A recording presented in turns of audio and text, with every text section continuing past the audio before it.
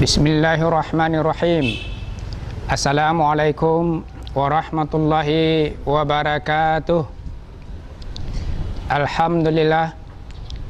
Alhamdulillahillazi khalaqal mauta wal hayata liyabluwakum ayyukum ahsanu amala wa huwal azizul ghafur. Asyhadu an la ilaha illallah wahdahu la syarikalah wa asyhadu anna Muhammadan abduhu wa rasuluh la nabiyya ba'dah. Allahumma fasalli wa salim wa barik ala Muhammad wa ala alihi wa ashabihi wa man tabi'ahu bi ihsani ila yaumiddin. Pemirsa yang berbahagia, kaum muslimin muslimat yang dirahmati oleh Allah Subhanahu wa taala. Kembali kita mengucapkan rasa syukur kita kepada Allah Subhanahu wa taala dengan selalu banyak mengingat Allah, memuji dan menyanjung Allah Subhanahu wa taala. Karena sesungguhnya Allah lah yang layak kita sanjungi, Allah yang layak kita agungkan, dan Allah yang layak kita muliakan. Kaum muslimin yang berbahagia, selawat dan salam patut kita berikan dan sampaikan kepada Rasulullah sallallahu alaihi wasallam yang telah menunjukkan dan memberikan pelajaran berharga kepada kita bagaimana menata sebuah rumah tangga yang ideal, rumah tangga yang harmonis, rumah tangga yang kita idam-idamkan. Pada kesempatan kali ini kita akan membahas persoalan rumah tangga atas nama cinta. Allah Subhanahu wa taala di dalam Al-Qur'an surat Ar-Rum ayat 21 memberikan tausiahnya kepada kita. Bismillahirrahmanirrahim. Wa min ayatihi an khalaqalakum min anfusikum azwaja litaskunu ilaiha wa ja'ala bainakum mawaddatan wa rahmah. Inna fi zalika laayatin liqaumin yatafakkarun. Pemirsa yang berbahagia, kalau kita melihat kondisi-kondisi real tengah-tengah umat dan masyarakat kita, baik yang mau menikahkan anaknya atau yang sudah nikah, atau kita yang sudah berpuluh-puluh tahun merangkai sebuah rumah tangga, tentu banyak fenomena yang terjadi dalam rumah tangga kita. Tak kala pertama kita mengungkaikan sebuah rumah tangga, mungkin kondisi-kondisi ideal selalu berjalan dalam rumah tangga kita. Mungkin bulan pertama begitu indahnya rumah tangga kita, kemana-mana suami dan istri rangkulan, pegang-pegangan tangan, senyumnya begitu banyak, tawa candanya, guraunya yang begitu harmonis. Tahun kedua, tahun ketiga, kadang-kadang mengalami problem-problem dalam rumah tangga, sehingga suatu hal yang sangat kita sedihkan, ada yang sudah menghabiskan dana begitu besar untuk kenduri anaknya sampai 1 miliar, luar biasa, tapi daya tahan rumah tangganya tidak lebih daripada 6 bulan. Ada yang pestanya di gedung dengan mewah-mewah,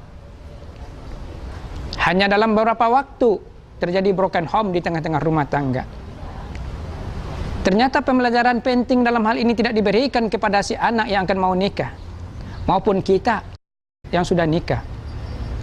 Oleh karenanya rumah tangga itu adalah rumah tangga yang hanya dibingkai dengan rasa cinta. Sulit menggambarkan sebuah cinta, sulit mengungkapkan sebuah cinta. Dan cinta bukanlah merupakan sebuah kata-kata yang bisa kita ungkapkan, tetapi dia semua merupakan suatu bentuk aplikasi dalam kehidupan kita. Oleh karenanya ada dua fenomena sesungguhnya yang sering terjadi dalam rumah tangga. Yang pertama adalah selalu berbicara masalah hak dan kewajiban, yaitu sering kita selalu menuntut hak, selalu kita berbicara masalah kewajiban. Ada rumah tangga yang sudah dibentuk, ini selalu menuntut hak. kepada sang istri, ya papa mau berangkat kerja, kenapa bajunya belum disetrika? Kerja kamu kan tukang setrika. Tak kala anaknya sakit, itu disampaikan kepada istrinya, kenapa anak sakit? Itu adalah kewajiban kamu memelihara anak, menjaga anak. Sang istri kembali berbalik, ya bagaimana anak tidak akan sakit? Sementara biaya yang diberikan, nafkah yang diberikan itu tidak cukup untuk mengobati anak, untuk kesehatan anak. Tak kala anaknya gagal dalam pendidikan, itu juga disampaikan kepada suaminya, bahwasanya ini adalah karena kita tidak punya uang yang banyak, tidak punya uang yang ideal untuk memasukkan anak kepada sekolah-sekolah yang unggul. Ini yang menyebabkan anak kita gagal. Kemudian sang suami mengatakan, ini sudah diberikan kepada kamu, kenapa tidak dilaksanakan dengan baik? Ini tak kala kita melihat bahwa rumah tangga yang dibingkai hanya berbicara masalah hak dan kewajiban. Kadang-kadang kita membingkai rumah tangga kita adalah masalah kultural biasa-biasa.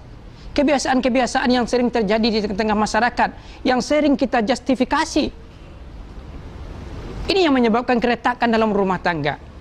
Contohnya, tak kala ada suami yang pergi berbelanja ke pasar, wah itu masyarakat mengatakan, mana ibunya, kenapa tidak belanja? Ibunya yang belanja. Tak kala suami menggendong anak, itu datang pertanyaan, wah ini kan kerjanya ibu-ibu. Ini adalah masalah-masalah kultural. Sementara kita dalam rumah tangga, tentu ada hal yang kita inginkan, yang kita idamkan. Seperti dikatakan oleh Allah Subhanahu wa Ta'ala di dalam Al-Quran tadi, yaitu litaskunu ilaiha wa ja'ala bainakum mawaddatan wa rahmah. Rumah tangga yang kita inginkan adalah rumah tangga yang mawaddah wa rahmah. Rumah tangga yang dibingkai dengan rasa cinta. Sehingga semua pekerjaan rumah tangga kita adalah yang kita kerjakan dengan rasa cinta. Sang suami mencarikan nafkah untuk istrinya adalah dalam rangka cinta. Tak kala dia membantu istrinya juga dalam rangka cinta. Tak kala dia mendidik anaknya juga dalam rangka cinta kepada Allah Subhanahu wa Ta'ala. Begitu juga sang istri harusnya dibingkai dengan rasa cinta. Kehamilan yang diberikan oleh Allah kepadanya itu adalah cinta. Kemudian tak kala kita mendidik anak kita juga dalam rangka cinta, memasak dalam rumah tangga, memberikan air kepada sang suami kita, itu dibingkai dengan rasa cinta. Itulah rumah tangga yang kita idamkan, rumah tangga mawaddah warahmah. Oleh karenanya ada beberapa hal yang perlu kita tanamkan tak kala kita menginginkan rumah tangga kita itu adalah rumah tangga cinta. Yang pertama, cinta itu harus muncul dari ketundukan kita kepada Allah Subhanahu wa Ta'ala. Makanya Bapak Ibu yang berbahagia, kaum muslimin yang dimuliakan oleh Allah Subhanahu wa Ta'ala, membingkai rumah tangga di atas ketundukan kepada Allah Subhanahu wa Ta'ala. Dari mana kita memulai? Mulai daripada pernikahan anak kita dan pernikahan kita dilandasi dengan ketulusan kepada Allah Subhanahu wa Ta'ala, dilandasi dengan nilai-nilai ikhlas kepada Allah Subhanahu wa Ta'ala. Oleh karenanya, tak kala kita mencari pendamping anak kita atau menantu kita, yang ditanya pertama sekali itu apa? Bagaimana sholatnya? Bagaimana tilawah Qur'annya? Bagaimana ketakwaannya? Ini yang dicari terlebih dahulu. Namun kadang-kadang kita kan banyak suatu fenomena yang terjadi di masyarakat. Kalau suaminya atau menantunya itu adalah karyawan Pertamina, wah tepuknya luar biasa. Bangganya kemana-mana diumumkan. Undangan berapa? Wah, undangan itu sampai 5.000, sekota Dumai diundang. Coba kalau garim masjid menantunya, wah, kita doa sedikit aja deh. Ya, nggak usah banyak-banyak lah, dipanggil-panggil aja orang-orang sekitar masjid. Begitu malu dia. Oleh karenanya, rumah tangga yang dibingkai dengan cinta itu harus merupakan ketundukan terhadap Allah Subhanahu wa Ta'ala. Sehingga apa yang dikerjakan dalam rumah tangganya itu semuanya bermuara kepada Allah Subhanahu wa Ta'ala. Pemirsa yang berbahagia, yang kedua adalah cinta menghajatkan keadilan.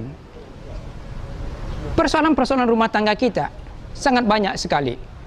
Oleh karenanya Allah Subhanahu wa Ta'ala dalam Al-Quran mengungkapkan kepada kita, ar-rijalu qawwamuna 'alan nisa.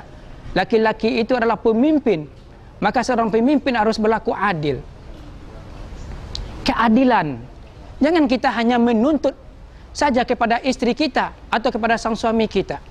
Ada sebuah kisah yang menarik. Kaum muslimin yang berbahagia, rumah tangga yang sudah dibingkai hampir 10 tahun akhirnya menjadi rumah tangga yang retak. Lantaran apa? Lantaran tidak dibingkai dengan cinta dalam rumah tangganya. Sang suami selalu menuntut kepada sang istrinya persoalan pekerjaan-pekerjaan rumah tangga. Semuanya harus diurus oleh sang istri.